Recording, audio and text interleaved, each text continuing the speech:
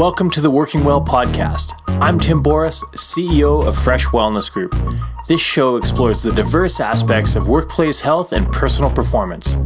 On the Working Well podcast, we dive into the foundations of what makes wellness work in workplaces around the world. We connect with corporate leaders, executives, and industry experts who are helping make life more awesome at work and home. Join us to learn workplace wellness best practices, personal performance tips, and access resources to jumpstart your personal and corporate programs. Dr. Lisa Belanger is an award-winning researcher, innovator, and is CEO of ConsciousWorks, a consulting firm teaching habits, skills, and work design to be proactive in mental health and performance. Lisa holds a Ph.D. in Behavioural Medicine, an Executive MBA, and is a certified exercise physiologist and high-performance specialist. Prior to the pandemic, she was traveling the world with her 2-month-old baby, visiting organizations to explore company culture, leadership, and the ability to de-stress from work. She is the founder of a national charity, Night's Cabin, which offers wellness programming to cancer survivors, and the author of 2 books, Inspire Me Well, Taking Control of Your Health, and A Cup of Mindfulness for the Busy and Restless. Her greatest accomplishments are climbing Mount Kilimanjaro with her father, running the Paris Marathon, and snack holding for 2 tiny humans. Lisa, welcome to the Working Well podcast. It's so great to have you on the show. Tell me a little bit about you and where you, what the last 18 months have looked like for you. So, thank you so much for having me. And the last 18 months, I can't believe it's been 18 months. Sometimes it feels like it was yesterday, and sometimes it feels like it was 7 years ago that this all started. But I'm one of the geniuses that started a business 2 weeks before the pandemic shut everything down. And of course, the majority of my work was based on people gathering from keynotes to webinars to education and workshops. So it was a very aggressive pivot right off the start, and then responding to people's needs. What I speak about is really about behaviors and habits, habit design, work design for proactive mental health and performance. So it became a topic that people all of a sudden were leaning into aggressively. So it's been really interesting, lots of life lessons, way too little sleep, and just really excited for what comes next. And what I mean by that is I think there's still going to be a lot of rapid change and a lot of movement in the work that I do, and then certainly in the work a lot of people do.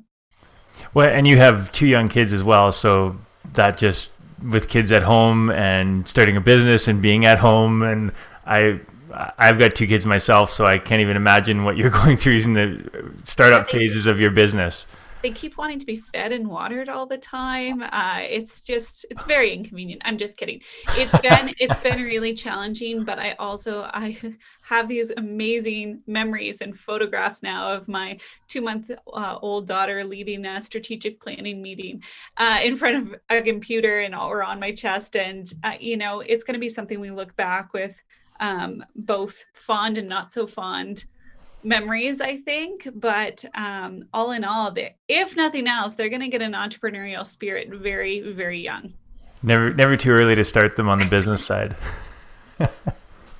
Excellent. Well, you're a doctor. You're science focused. You love finding ways that science can improve people's lives. So the last 18 months has been the biggest global experiment we've ever seen. And vaccines aside, we won't go down that road, but what's the most exciting or compelling, call it wellness or performance-related science that you've seen come out of the pandemic? I think it's been, to your point, the greatest social experiment, particularly in my field when it comes to behavior change.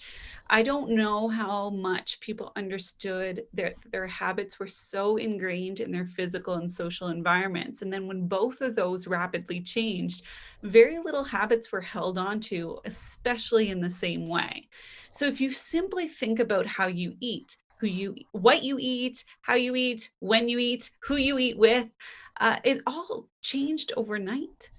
And then, of course, things like physical activity, things like work design, breaks, strategic breaks, effective breaks are no longer built into your day. There's so many people, especially before they were conscious about it, had just virtual meetings lead in one after another after another. How do you lead? How do you demonstrate leadership? How do you model behavior if it's virtual and not in office? Like, there's been so much from a work context and from a performance or a habit context that has been so interesting.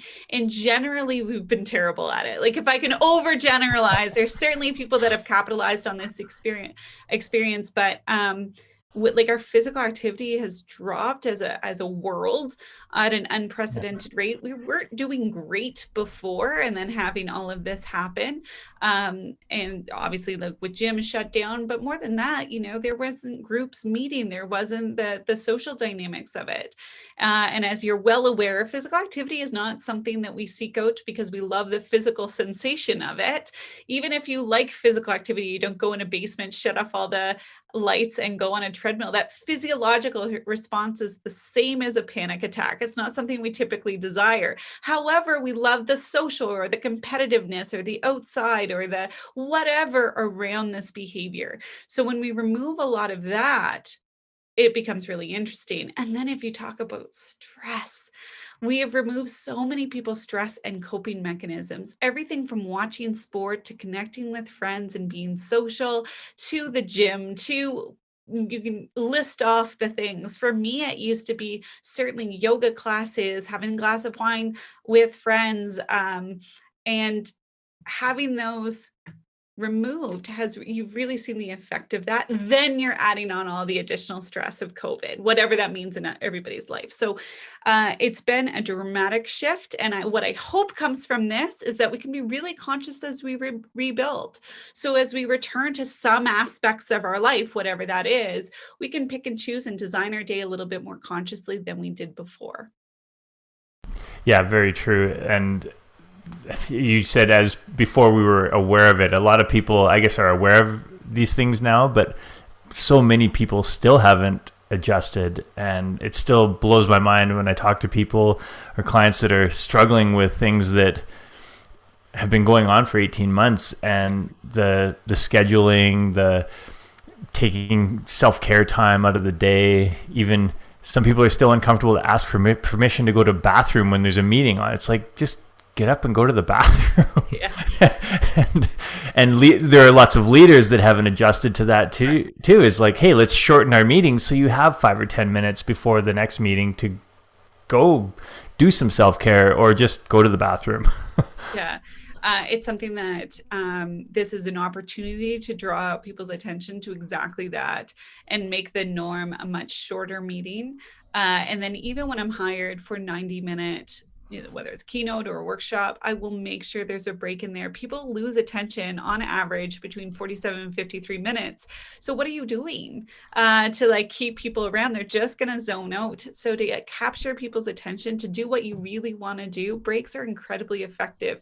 And then this idea of keeping people online and staring at a screen for further time doesn't quite make sense, but we've been built a certain way. It's very hard to adjust our work design. We are all faced with adjusting it in some way, shape, or form as we return to office, but acknowledging that it is a difficult shift, especially if you've been doing the same type of things for 30 odd years, to be able to say, well, actually, it's going to be like this.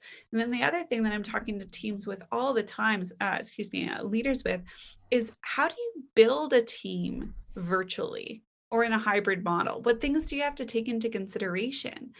So if you've done it a specific way, all I can assure you is that's not going to work.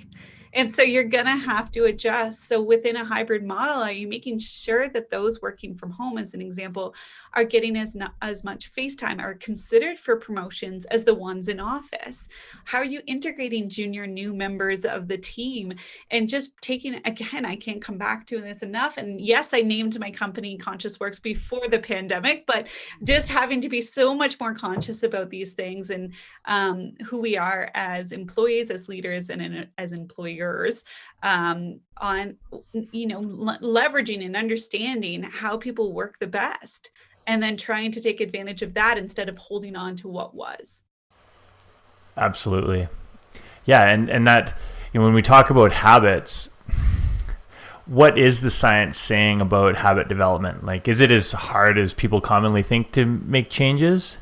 Oh, behavior change is very easy.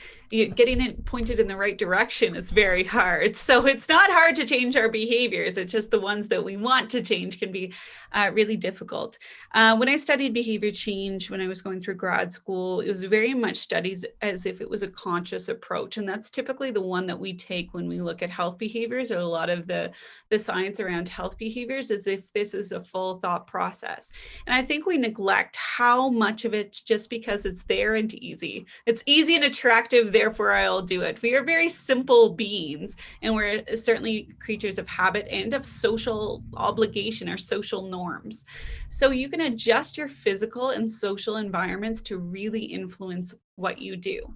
So the conscious effort is knowing that, and then trying to let like these automatic processes and these automatic drives we have take over, these cravings, these innate needs that we have, for example, to belong or social, letting that take over instead of trying to rely on willpower and motivation. Willpower and motivation are not great at the best of days, and then let alone add in really stressful days, add in a whole world of difference, and then it really gets impacted. And then we become really hard on ourselves, and we have this awful black and white language that we speak to each other. Oh, we failed at developing that habit. No, you didn't fail. You have to just try again. That would be like taking the first shot in hockey, just being Canadian and making sure I work in a hockey analogy into everything I do. But it's, it's like taking the first shot and being like, well, that didn't go in.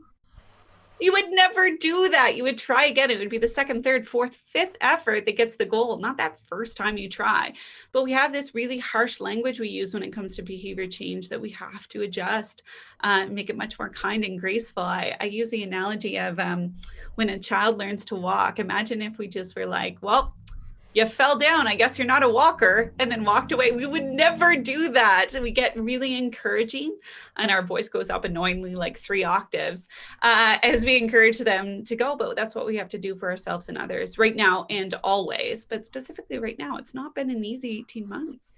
No, it hasn't. And those analogies are perfect, but yet we see so many people, and even smart, educated, experienced leaders in business still are basically, if it was a toddler, they'd be berating them for not being able to walk. And we see that happen in business every day, but that mindset shift isn't there to step back and look at, how can we be more effective with this? Yes. And like being able to be innovative requires you to practice innovation. And what I mean by that is, one thing that I've done a lot of lectures on now is about your ability to handle change.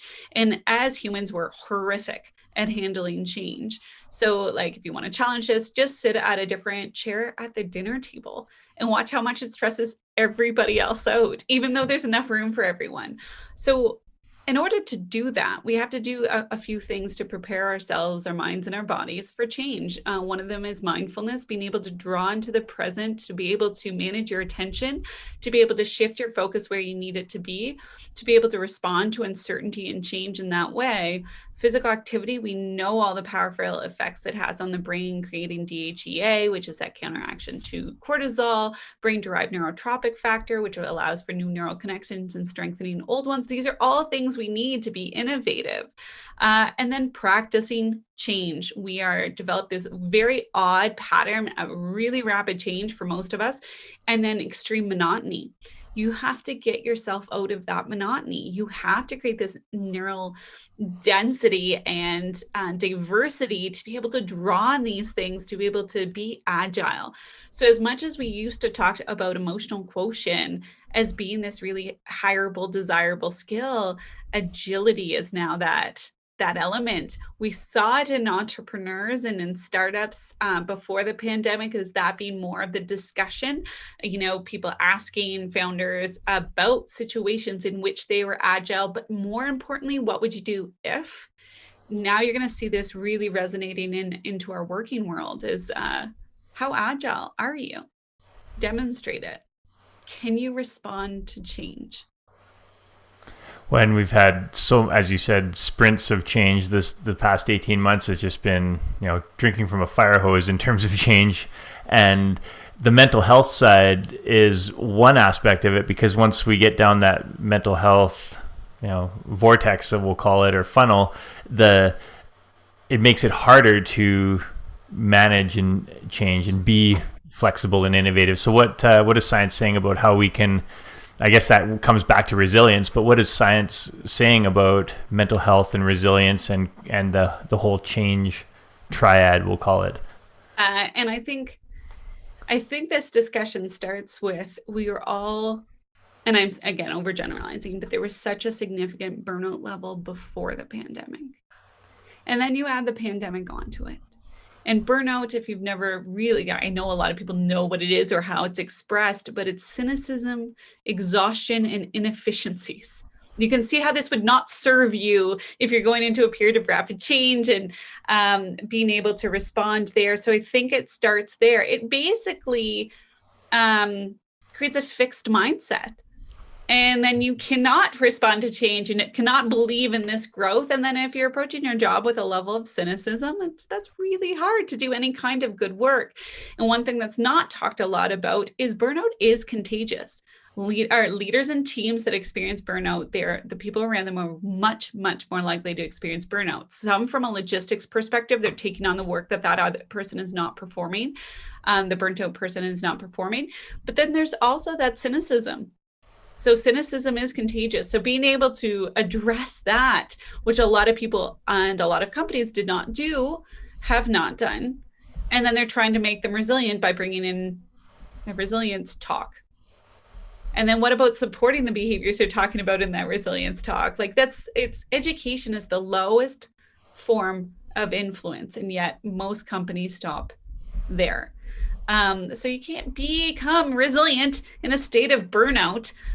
There's certainly things you can do to improve, and there's many different aspects of it. But with burnout and with resilience, and in these conversations, stop saying it's an individual problem. It's our job to take care of each other, period.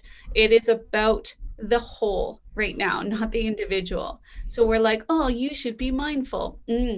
Yes, you should. But I also tell my children they should do a lot of things. That doesn't mean they're done. That's not particularly helpful. So can you create a supportive environment? Can you create open, honest conversations? Can you have periods of time that you are supporting these behaviors we know that are good for resilience? And then I just want to briefly address, I think you asked a really big question, so I'm hitting it all over the place, but I'm all for open-ended questions. Yeah, well, I'm just trying to figure out an exact answer, but I think one of the things that I haven't seen enough discussion over is, what about the burnt out leader? How the heck are you supposed to lead a team and positively influence people's mental well-being if you're burnt out yourself? And I think that this is something that we should be attacking as a society. It's not about the individual taking care of themselves. It's about how can we take care of each other. So you said, talking about, you need to address this. You need to give yourself a period of self-care every day. I hate that message. I have 2 children that need to be fed and watered all the time, a team at work. I run a national charity. And the idea that I wouldn't feel guilt and anxiety, even if I took that time, I think we're putting a lot of pressure on ourselves. However, if my world was constructed where they're like, you know what, Lisa? Here's a little moment of self-care. And this is how we're going to communicate about it. And this is how we're going to create you some guilt-free space. That would be a very different conversation. Because I know it's needed. It's not like a lack of knowledge that I have here. It's very much about how our worlds are constructed and what are the expectations of self. And those that have the greatest expectations of self tend to have the hardest time getting self-care, but actually need it the most. Absolutely. And you bring up a great point. The way something is said or delivered, the message that is delivered, and also that person's perception of the message can really, you can say this to 5 or 10 different people and you're going to get 5 or 10 different responses because each person interprets it in their own way. And self-care is a really thrown around term, and I'm guilty of using it. But that is something that we all know we need to take care of ourselves, and that when we do, we perform better in all areas of life. But why is that not happening? Some of it's systemic in the organizational culture. Some of it's our own thought processes, habits throughout the day. So how does someone rise up from that? First of all, they need to know what their self-care is. So I think it's been like sold very improperly of being bubble baths and candles and a glass of wine. Like that is not self-care. Self-care is literally engaging in things that you know are going to be positive for your mental well-being and your performance. That could be so many different things. And then when somebody tells you to relax, do you know what does relax you? Like, are you aware even what those activities are? And they're certainly not, everybody's answer is not the same. The idea of laying on a beach somewhere causes me anxiety. It does not relax me to assume certain things around this. You have to be explorative with yourself. You have to know what activities literally would take you away. You would forget to eat. Like you're so ingrained in them. Heck, they could be eating. But for me, I know it's paddleboarding, which is wonderful 2 months a year where I live, and then I don't know what I'm doing the next 10 months. But being able to establish what those activities are. So for me, meal planning is an act of self-care because I get hungry and then I get hangry very quickly after. So if it's already prepared or if I already know what I'm going to have, it's a very different approach. Yeah. And so like just establishing what those behaviors are and really thinking through and then seeing how you can construct habits and work design and day design around that. What are your non-negotiables? What do you need? So one of the lessons over the pandemic for me, I'm an extrovert. I typically get energy from being around people, but I was just unaware of how much alone time was built into my previous schedule. I traveled over 100,000 kilometers in the 6 months before the pandemic. So there was in the car, in the airplane, in the lounge, in the hotel that was built in for me. When the pandemic happened, we had 5 people in the home. I never had a moment to myself. What I didn't truly realize is that emotional processing happens when you're alone in solitude without the absence of other people's thoughts. So I actually had to get up, and I don't mind this. So I know some listeners are going to be like, ew, no. But I would get up at 5 o'clock in the morning and walk by myself for half an hour to 45 minutes. And it was game changing for me. And so that has become a non-negotiable. How can I get a half an hour to myself every day and be not watching Netflix, not reading, just literally alone? And so for some people, it's connection that they absolutely need that has been taken away. So how do you establish that? But you have to be aware of these things in order to be able to develop something that makes sense around it. And being able to prioritize that is challenging, but asking somebody else to prioritize it for you is a little easier. So for example, this has never happened. So maybe I should make it happen after this conversation. But if I told my husband, I really need some time off and I need you to design it. Like I need you to create it and make it happen. Or what he used to do is drive up to the little lake, pump up my paddleboard and call me and say, it's waiting for you. So then it becomes, I'm more of a burden to say no than I would be to say yes. And that makes it a lot easier. So in periods of stress and times of significant need, can you rely on others to help you out with that? And a big part of that, as you already mentioned, is communicating, knowing that for yourself, and then being able to communicate that to your support team and those people in your life that are there to help, and being able to say, yes, if I get stressed or this is what would help, and have them. Yeah, I think that's awesome. And I know my wife and I, if we get a bit tense in our conversations, we're often like, all right, let's go move, like do a workout, or for us, it's usually something activity based. And then we'll come back and we're like, what were we arguing about? Oh, totally. Yeah. Absolutely. And I think, we joke around all the time that, if there's tension in the house and there's a pandemic happening, it's a pressure cooker. So you have to be able to figure out ways to relieve that pressure. And it's even for yourself too, right? Like if you're in a stressful situation and you feel constrained in your ability to move around, and I literally mean go out or visit people or what have you, it creates too much pressure. You have to know what the pressure relief valve is. Yeah. And I believe there are a lot of people out there that haven't communicated that with the people they're living with, whether it's their spouse or their family or roommates, and a lot of conflict comes from that. And it's conflict being one thing, but obviously negative effects of that stress, right? So I think it's something that what I work with a lot of leaders on now, and obviously it's always been important. I think the pandemic has just again brought it to the surface, is self-reflection and self-awareness, because people can't help you if you don't know what helps, and if you're not seeking that out. So it's really, really important to just take those moments of self-reflection, and if you can do it daily, even better. Awesome. And so we've talked a bit about the individual side. If we take that to the organizational side, how can leaders and executive teams set up a structure that's helping employees, helping people across the organization, leaders and line level employees? How do we help them make that change at the organizational level?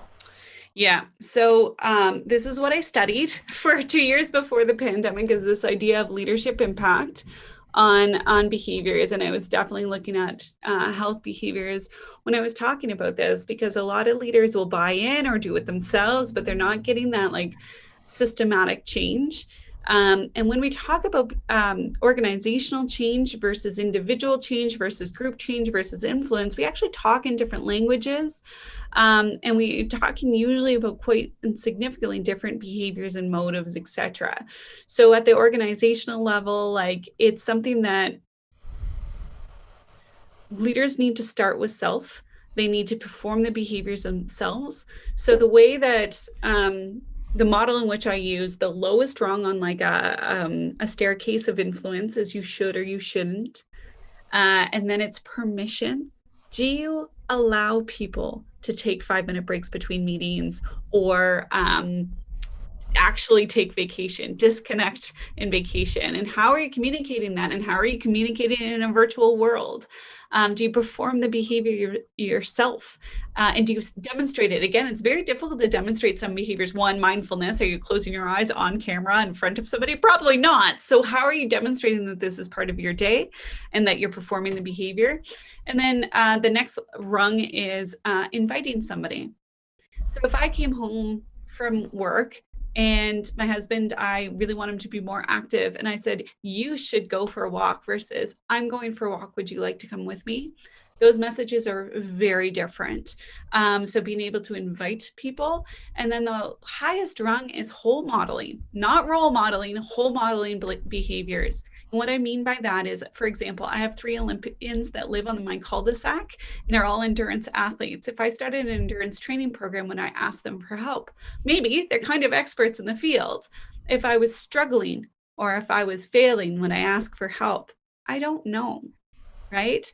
So this idea of leaders being able to have full, honest conversations with, or 360 conversations with individuals on their teams and that they lead, about struggling, about failing, about having to try again, about having to reset, about frustrations working in the virtual world, whatever they are, that it is that full conversation, not just a look how great I am. That can go so far in creating psychological safety and creating meaningful conversations, and being able to understand what the true struggles are and what people want from, whether it's habit development, behavior change, health programs, or if it's simply our new workforce and what does that look like. So when we think leaders have more influence than I think they are even remotely aware of, and just educating is that lowest rung. So can you integrate and can you think more holistically about who you are as a leader, what influence you possibly can have, and how you communicate? I think I like that model of, and the whole modeling as well. I think that's, and what you said about inviting somebody, I think, a lot of people are like, point fingers. There's a lot of pointing fingers in the fitness and wellness industry. Yes, there is. And it's always in the fitness and wellness industry. And I mean, I was in it, I guess I'm still kind of in it, but I was in it as a trainer and lecturer for so long. And then I'm going in and telling people this is how they should be active when it's my job. I am paid to be active for 8 hours a day or whatever it was. What a naive place to come from to assume that people can prioritize it in the same way that I can or in a very efficient way. When you think more about what is really attuned to people and how they prioritize and how they get reward systems, it needs to be much more immediate. So this is where I think we can look at performance, work performance as a way to motivate and to inspire and to systematically influence people. Is you will get more done in less time. We have the research to prove that now. If you are active, if you get your heart rate up, you will be more creative. Well, you will have this neurodensity. You will. So it becomes very much something. My first podcast on my next season is, should we be paid to exercise? You can see where I'm leaning on this one, but exploring that from a research and an outcomes perspective to really make the case for it, not just simply say, oh, that's a nice to have. Right? Love that topic. Yeah. Yeah. And, I'm going to listen to that episode. Yes, one listener. Yes. But yeah, we always talk about intrinsic versus extrinsic rewards, and trying to find ways to influence people to make these healthier choices and to integrate it into their lifestyle. And we hear a lot about the reward systems in corporate culture with the different perks that people can get following these challenges that happen, whether it's a pedometer challenge or some walk around the world type thing, and they're getting prizes. And again, that I'd love to hear a bit more of your thoughts, not to take away from your podcast topic. No. This is my rant. Okay, perfect. Let's have it. I cannot stress enough for anybody that's in corporate wellness, the collaboration is the new competition. Competition is dead. Stop thinking of competition. I'll tell you why. So competition can get people moving. It literally can get people up. It can inspire certain personalities. Most it does not. It actually kind of makes them lean away from the conversation. What tends to happen, and so personal example, several years ago, I got my family Fitbits for Christmas. My husband was moving from an active job to a sedentary job. And so I'm in Canmore, Alberta, outside of Calgary, and my parents were in the East Coast at the time. So they had 3 hours on us. And I was so impressed because my dad's a financial analyst. He was like 10,000 steps a day is good. 30,000 has to be better. So by the time we even woke up, he usually had 10,000 steps. And I thought it was a genius because you can go online and you can see all the results. And my husband was keeping up. And I was like, this is incredible, until I came home and the Fitbit was on my dog. So this idea of the competition goes as far as the competition goes, not the behavior, not a sustainable approach to any kind of change. So those that it does inspire, it ends with the competition. And those, a lot of people are not inspired by it whatsoever and actually pull back from it. If you address it from an innate need, so a belonging or a social perspective, you will have much, much greater success than a competitive one. There's so many different ways to look at that and be creative around it, but I really encourage to get away from the competition. And typically the people that it actually gets most gravitated towards the challenges are people that don't need the challenges whatsoever. They're already people that are very competitive and active and like already of this mindset. So yeah, taking a really different approach. Absolutely. Yeah, we see that all the time with our clients as well. And it's what are you rewarding? Are you rewarding that outcome, or are you rewarding the process that's going into it, and what's that process tied to? Mm-hmm. And I love that you said the people that are most interested are the ones that need it the least. Yes. Well, and I try to challenge companies too. Should you call it a wellness program? Should you? You can have a wellness program without ever calling it anything. And it can be very systematic and supported and social and making physical changes to the environment to make the behaviors you want the easiest. And there's this great study that looks at hospital cafeterias and water consumption. And the researcher, what she wanted to do is improve water consumption, decrease pop consumption. And so they just systematically changed where the water was and put it everywhere. So it was only in a couple fridges before, and then it appeared in baskets everywhere their food was, and in every single fridge with beverages. And they saw water consumption go up 29%. And I mean, that was not by educating, not by insisting, not by telling you how much sugar is bad for you and you shouldn't consume it in your liquids, etc. It's simply making it the easiest choice. Yeah. So when it comes to company wellness programs, when you call it a wellness program, those that need it the most tend to not engage with it. But if it is just something you're systematically doing, this is how we do things now, it's a very different approach. And I'm not saying every company can do that, and I know budgets work a certain way, but just being able to be creative on how we design those. Yeah. Well, and I would argue that budget is irrelevant. It's a philosophical. Disagree. Yeah. Budget is always relevant. Yeah, but it's a philosophical change first and foremost. Yes. And when, as you said, it becomes a systemic. This is the way we do things now. And that, obviously it takes money to do some things, but I would argue that most companies are spending way more on things that are detracting from wellness. And it's not about adding money to a wellness budget. It's about reallocating funds. Yes. And looking at, hey, what are we doing that's making things worse? Can we allocate something to shift it to an area that's going to make things better? Well, and so I've worked with organizations so I worked within a very large health organization that insisted on having a Coca-Cola machine on their floor because there was one individual that loved Coke so much. Like, this was his drink of choice. He would probably have 2 or 3 a day. And so they needed to keep it. Why? And I understand it's then taking away something from somebody, but honestly, challenging that, why? We know how systematically bad that is for health and well-being. So as a health organization, what are you communicating to everybody else on staff? Yeah. And so I was fascinating.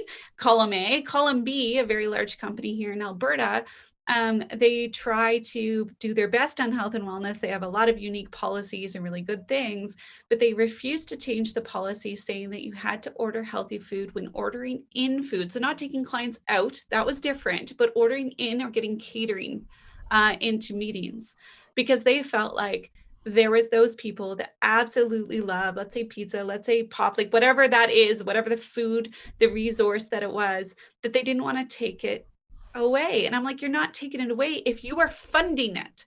Yeah. So it's one thing to say you're not allowed buying it. That's very different. Yeah.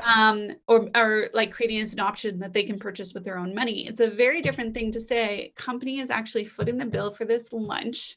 So we are going to have, and they wouldn't even say at least a healthy option. Like they wouldn't even have any kind of policy around this. And I thought that was fascinating because it sounds like you're just kind of throwing band-aids at things at this point if you're not able to figure out a way to bring a philosophy and a policy to support that philosophy, to be able to implement something and say that's how you communicate it's really important to a company. Otherwise it's just kind of lip service, right? Yeah, it's probably at least double digits number of times that I've gone in to do nutrition related seminars and workshops, and companies would have pizza at the back of the room. Yeah, absolutely. My favorite is every single talk I've done on physical activity, people are sitting. Every single one of them. And I always address the irony in that, and then try to get them up and get them moving a little bit. But it's something that, yes, the irony in this field is exponential. Yeah, and I'd love to hear what your thoughts more on the organizational side, how to overcome that. I guess we'll call it the philosophical or the values based. How do we incorporate values into wellness related values into corporate culture? It starts with leadership. It starts right from the top. I've seen incredible companies have CEOs that were so passionate about this topic and they made it happen. Yeah. Right. I've absolutely seen companies be like, and this is my favorite from an executive level. Oh yes, they should, as in their employees should, not they should, not that there's any ownership here on the leadership level. They should do X, Y, Z. And then there's still very much that that thought process of, oh, should we even have a wellness program? Is that not the employee's responsibility? And again, putting personal responsibility on it. And then my argument back to this is, if you've hired, let's say 500 brains, that's how many people you have in your company, why wouldn't you want them functioning optimally? Why wouldn't you be fueling them appropriately? Why wouldn't the discussion be around how can we get these people functioning at their best? So not only do they get to live a great life, have the energy to do things after work, have the energy to do what they love with whom they love, but they're functioning at work, which is absolutely the employer's responsibility. And then at the biggest and greatest level right now, which is an incredibly frustrating position to be in, is the traditional consulting firms and how hard they work their employees and then make them stay after work to watch a seminar on work-life balance. You literally then have this really conflicting message that is not going to resonate. It is equivalent to a physician smoking, telling somebody to stop smoking, right? So there's this ingrained irony, I guess, in a lot of things that are happening within this field. You have to be able to support what you're lecturing, what you're trying to improve, and be transparent in your communication to do that.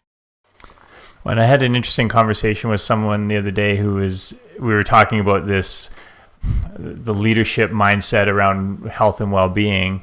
And as you said, I'm glad to hear it's not just me that's had that experience, is a CEO that gets it, makes it happen. Yeah. And absolutely hands down. And a CEO that doesn't get it, you can have the most well-meaning leadership and teams within the organization. You continually run up against a brick wall. And so this person I was talking to said he sees the future as boards influencing. So when the boards and the shareholders are like, hey, we know the science shows that this produces a return. And if the CEO is not going to get on board with it, we're going to replace the CEO because the board makes the decisions. I've seen this happen too, where boards say, yeah, this is super important. We absolutely want this. We're going to pay for the most extreme measures at the executive level. That is all. We are going to protect our assets that are, the ones that have the most influence. Yeah. And we're going to leave it there. Or we're going to hire somebody with not the appropriate background, not the appropriate knowledge, and put them in a wellness position and then hope it works. Yeah. We're not going to measure our success. We're not going to have any data to say if this program's worked or not worked. We're going to do it from the seat of our pants. And that's why 2 recent studies coming out about Fortune 1000 companies looking and examining their wellness programs, and they don't work. It's not that wellness programs don't work. It's just there's a strategic part of it involves a lot of behavior change, and certainly that being pulled from the top and being championed from the top. It doesn't matter how many group champions you have if you don't have somebody in the executive room and on the board or in the executive that is not in just championing it, but living, breathing it. And again, this is just how we do things here. Yeah. We take care of our people. I love it. Absolutely. And let's segue a little bit into slightly different. We've talked a bit about it before, but all this science is there. You've started your business right before the pandemic. Talk about how this science has helped your life. You already mentioned the 5:30 in the morning walks, but what else have you implemented? What have you incorporated that you said, yes, this is awesome? Yeah, so right before the pandemic, I was doing my postdoc at U of C. I was studying effective break strategy, and probably because I was so bad at it. And then in February, I took my 2-month-old daughter on a European trip to see how they take breaks, how they de-stress, how their businesses run really differently in Scandinavian countries than they do in North America, and what can we pull over. So there's a few different things that have really helped. is conscious, effective breaks, being able to break up your day, but doing something that's actually effective. So not just grabbing your phone and scrolling through social media or watching Netflix or whatever it could be, but making sure it's connecting with nature, connecting with self, or connecting with others. Fika is their traditional Swedish coffee break, and my husband and I have brought it into our house in some way, shape, or form. Which is just the importance put, like everybody fikas. Everybody took their coffee break. It was so weird if you didn't. Where in North America, it's kind of the reverse. So at 10 o'clock and 2 o'clock, when we can, we take our breaks. They're 10 minutes. It's not long. It's just making sure that you actually do that and that you really enjoy coffee or good baked goods or whatever that is. But yes, I would say the effective breaks, the science around effective breaks, you get either the same done or more done. I did a systematic review on breaks during work time. There's no reason not to take them. The number one reason people say is, oh, I have so much to do, but we actually know you'll get more done or at least the same. So that is one. Being conscious about physical activity. I mean, that is just an absolute must in some way, shape, or form. And then even food. Because I have more control over how I eat now, making sure that I have a sustainable diet. So I'm not doing that like crash and burn of the quick carbohydrates. So being more conscious on that. From a work design perspective, grouping and unitasking as much as possible. So just doing one thing at a time, trying not to let the competing needs of the email and everything else, those direct messages, etc. So having deep work every day, that has taken a while to actually design into my day, because at the beginning in startup mode, there's just so much going on and you're working with a team. So you kind of have to work with them while they're there and then get some of the deep work done well after hours. And then, I mean, I've been trying on sleep, but progressively failing on that. I blame my 1-year-old immensely. I'm gonna totally blame her. Actually, I think that's only fair. That is absolutely fair. Yeah, sleep when you have kids under a certain age is like Elusive. Yes, you get some, but it's not great. Yes, and I admit that it has made me be more conscious of the things I can control about sleep, though, because like obviously I can't control her schedule. I do try as much as I can, but there's competing needs there. So being conscious about what I do, and then from a systems perspective, I'm not typically a systems thinker, but since COVID, it's all system design. What is your system in which you are supporting whatever habits or behaviors that you want? Because if you don't have a system, it won't be done. It won't get done. So yeah, designing way too many systems probably.